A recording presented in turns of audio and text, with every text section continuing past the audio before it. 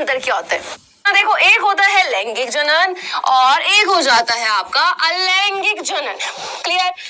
दोनों में अंतर बहुत इंपॉर्टेंट, बिकॉज 5 नंबर में आता है। तो लैंगिक और अलैंगिक में अंतर क्या होता है? लैंगिक जनन बेटा वो जनन होता है जहां पे हमें 2 जीवों की जरूरत है, जबकि अलैंगिक तो वो जनन होता है जहां पे हमें एक जीव की आवश्यकता होती है। अब 2 जीव है, कुछ ना कुछ तो रीजन रहा होगा कि 2 जीव चाहिए, क्योंकि बेटा हमें यहाँ जरूरत होती है युग्मक की। युग्मक कोई नई चीज नहीं है, कोशिका ही होती है एक प्रकार की।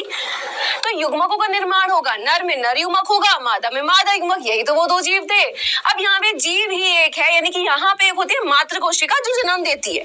ठीक है, तो यहाँ पे युग्मक का निर्माण नहीं होता है। ठीक है, 2 अलग अलग जीव नहीं है वहां पे। अगर हम बात करें निषेचन होगा, तो भाई अगर 2 यहाँ पे जीव हैं, दोनों के युग्मक है, तो भाई वो युग्मक आपस में मिलेंगे। तो वो जब युग्मक मिलते हैं उसको हम क्या देते हैं? फर्टिलाइजेशन, यानी कि निषेचन। यानी कि क्या होता है? निषेचन होता है, जबकि अलैंगिक जनन में निषेचन नहीं होता है, युग्मक ही नहीं बन रहे हैं। ओके है, अब युग्मक ही नहीं बने यानी कि वहां पे क्या नहीं हुआ? फर्टिलाइजेशन भी नहीं हुआ, है ना। आगे आओ, क्या बनता है बेटा? युग्मनज बन रहा है। तो जब दोनों युग्मक आपस में मिलने के बाद में एक नई कोशिका बनी, इसको हमने युग्मनज कह दिया। तो युग्मनज यहाँ पे बनता है, यहाँ पे नहीं बन रहा है। और विभिन्नता अधिक आती है लैंगिक जनन में। देखा ना, माता पिता होते, बच्चे थोड़ा सा अलग होते हैं, तो विभिन्नता है ना। जबकि यहाँ पे जो जीव होता है वो अपने जैसे ही समान संतति, अगर भाई इस तरीके का दिख रहा है तो जो बच्चा जन्म लेगा वो भी ऐसी हो जाएगा। अंतर लिख कर आ सकते हो। आगे